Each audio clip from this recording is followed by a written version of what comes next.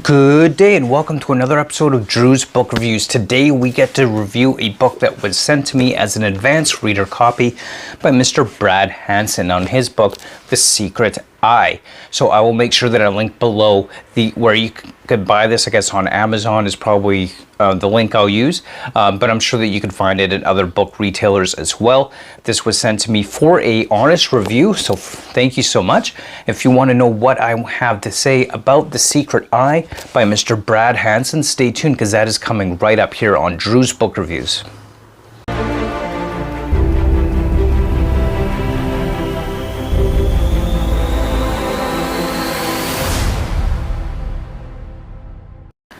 Alright, so The Secret Eye. Before we get into The Secret Eye, make sure you hit that like button and subscribe. And of course, you could join me over on the Discord as well. I'll have that link below. You could also join me over on my Bookstagram page, which I will also have linked below.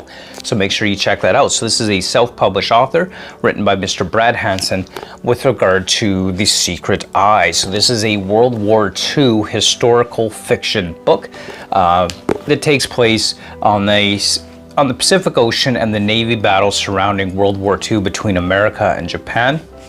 So really interesting setting. Now, I've had a passing interest in military history, not one that I've necessarily actively engaged in learning about, but when I come across material regarding World War II history or military history, I'll sometimes stop and read up on it or watch a video on it. It can be kind of interesting to learn more about, and that's definitely something that I could say I did learn more about with The Secret Eye. So this story follows our main character by the name of Charlie. He decides that he wants to join the military and the Navy specifically after the Japanese attack on Pearl Harbor, drawing the US into World War II, because he says, hey, you know what? This isn't right. My country was attacked and I must rise to the occasion to defend America, which is a really noble thing to do for sure when your homeland is attacked by an aggressive force. So Charlie rises to the occasion. He wants to join the military to serve his country because he feels this calling out to him to join the war effort after the attack on Pearl Harbor.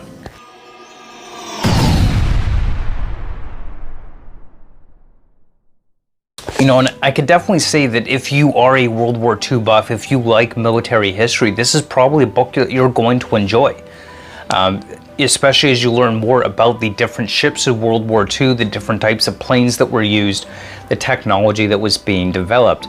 The Secret Eye is all about that mysterious top secret technology, or was top secret at the time, but is now in widespread use throughout the world.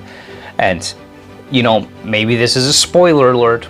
Some might consider it so, but that Secret Eye, that top secret technology, is radar. And Charlie is our radar operator.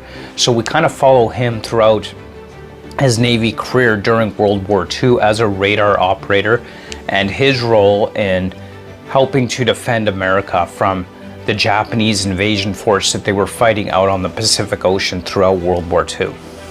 So let's talk a little bit about the good. What did I find good about this book? Well, I really enjoyed what some might term the info dumps. This is where we get a lot of information about the information and technology being used, descriptions of the specific type of ships and aircraft that are being used, what their armaments were, their capabilities were, how they came into play, what they were doing.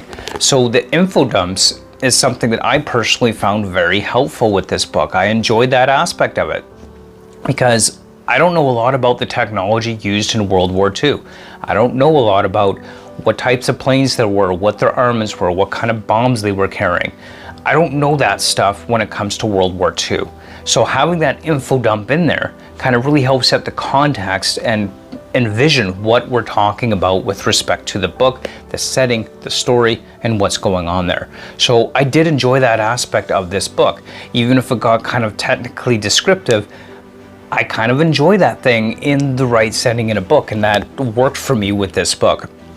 So the info dumps were a good aspect of this, and something I think worthwhile for someone who maybe isn't very familiar with the technology of World War II and the types of equipment and ships and planes that were being used. One of the other things I really enjoyed was learning about some of the battles that took place on sea during World War II. Now, I knew that the Navy was, of course, involved in World War II, but I didn't think much about naval operations in World War II and how that worked. I kind of always just knew, yeah, of course the Navy fought in World War II. But when I think World War II, I have images of the D-Day invasion going on in my mind and stuff like that. So I don't really think in terms of Navy. Now, of course, the D-Day invasion was the Navy coming up on the shores with the soldiers, but I think of land battles when I'm thinking World War II. I don't really think much about these battles taking place out on sea in the middle of the Pacific Ocean. Those just are not things that come to mind when I think about World War II. So it was really interesting to read about these different battles that took place on the open ocean in the Pacific and how that went down and how that happened in World War II. That was really awesome to read about, and I absolutely enjoyed that aspect of it.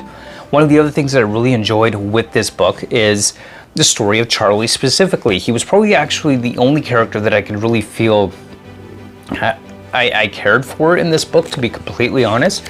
But this Charlie story about his desire to go off to war, join the Navy, you know, his love interest back in Texas, and how that all unfolded throughout the story, you know, it just kind of made me think, oh, Charlie better make it home. He's got all this future planned. He needs to make it home. He's got a family he has to get back to. And of course, at the end, you know, you kind of know he's going to, again, maybe a bit of a spoiler, but we kind of know he's going to get home.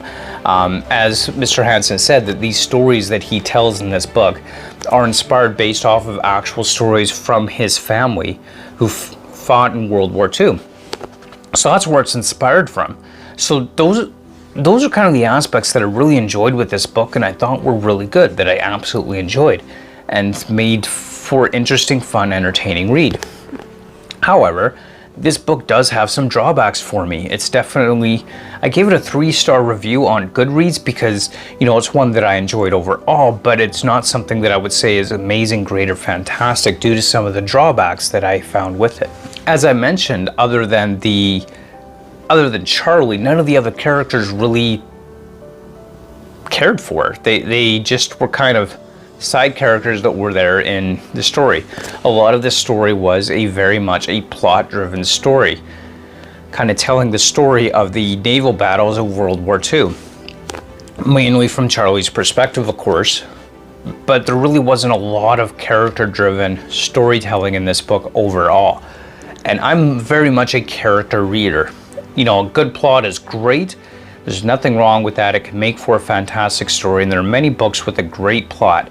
But I definitely find that I thoroughly enjoy character-driven stories significantly more than plot-driven stories overall. Each of the battle scenes that took place in this book are basically a back-and-forth conversation or communication between Charlie operating his radar and reporting position and distance and speed of enemy vessels and troops and planes back to the other officers, and much of that was the battle sequence there. So definitely I understand Charlie's a radar operator. You're writing from his viewpoint and perspective, and that's all great, and there's nothing wrong with that, and it's understandable why that viewpoint would be written. And definitely I think it's important to have that in there when we're writing the story from Charlie's perspective. But what I found was really kind of lacking, or could have been better essentially, was because of the way it was written in a very technical way, which was kind of felt like more like a battle report than an actual battle. It kind of lacked what I felt was the true intensity and horror of war that the soldiers would be experiencing. I didn't really feel the intensity, the stress, the drama going on around Charlie and his crew on the ships while this was happening. And while there's definitely that description of, here's the planes going here, the planes going there, the bombs dropping here, and this ship was sunk or this ship was hit, all that was definitely in there. But we really didn't get into the mindset, the experience, and what the characters were truly feeling in the heat of battle. And I think that really would have added so much to this story and would have made it so much better, so much more captivating with this book. And I just really felt that it was more like a battle report, something you might hear in a debriefing after a military engagement. than, you know, really being in that heat of battle and the terror and the destruction going on there. And that was just kind of lacking for me, to be completely honest. You know, at the end of the day though, like I definitely wouldn't say it's a terrible book. It's a great story, and definitely any story set in a war era in the military with the engagements can just be a fantastic story. And I think overall the story is really good, but it could have been so much more with respect to really getting into the heat of battle and the emotional intensity and this drama and the tragedy that goes along with that. It just could have been more for me. So that is why I gave it a 3-star on Goodreads. Not because it was absolutely terrible, but because it could have been so much more. There's a lot of potential in this. And I think overall though, like I said, if you like military history, if you like historical fiction based in military history, especially if you like World War II history, that's an area you're interested in, this is probably a book that you're going to enjoy. So, you know, I would say, you know, like all reviews, it's a very subjective opinion. There's definitely no objective standard here. And I would say it's worth checking out if this is a era that you're interested in. If this is a subject that you're interested in, it's probably very much worth checking out for you. And I would recommend doing so if that's what you're into. Definitely would say so. So those are just my thoughts on The Secret Eye by Brad Hanson. Overall, I did enjoy it. It just wouldn't rank as a top read for me. So thank you so much for watching. And until next time, as always, like, comment, and subscribe. Check out my Discord, that'll be linked below. Check out my Bookstagram if you want to follow me over there. And until next time, keep on reading. Bye.